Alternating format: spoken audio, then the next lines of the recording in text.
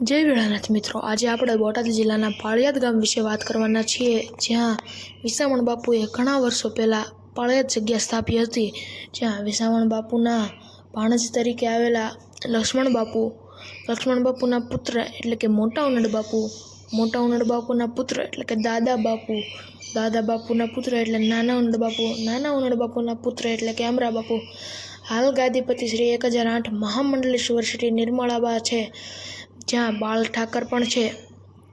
જગ્યામાં ગૌશાળા, અશ્વશાળા, 700થી પણ વધુ ગાયો, 50થી પણ વધુ ઘોડા છે, જ્યાં દર અમાસે હજારોની સંખ્યામાં શ્રદ્ધાળુઓ શ્રદ્ધાપૂર્વક આવે છે અને જ્યાં માનતાઓ કરવાથી માનતા પણ પૂરી થાય છે. મંદિરની અંદર એક પીપળાવાળું ફળી પણ છે, જ્યાં વિસાવણ બાપુ પોતાના જુવાની વખતે જ્યારે દાંતણ કરીને નાખ્યું હતું, એ દાંતણ જ્યાં જમીન પર પડ્યું હતું ત્યાંથી મોટો વડલો પણ થયેલો છે, જ્યાં વિસાવણ બાપુની જન્મભૂમિ પણ હજી સાચવીને રાખેલી છે. જો જે પાળિયાદ ફરવા માટે આવે તો તેની માથે ત્યાં ઘણા ફરવાલાયક સ્થળો પણ છે, જેમ કે ગૌશાળા, અશ્વશાળા, વાડિયું પણ છે.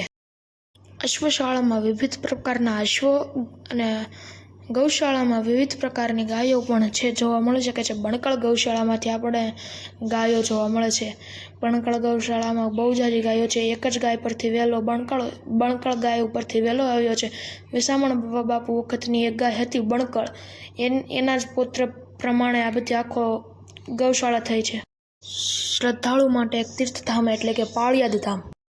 આજના વિડીયોમાં એટલું જ. તે આ આપણો પ્રથમ વિડીયો છે, તો તમે લાઈક, શેર અને સબસ્ક્રાઇબ કરતા જજો, એમ ન જતા.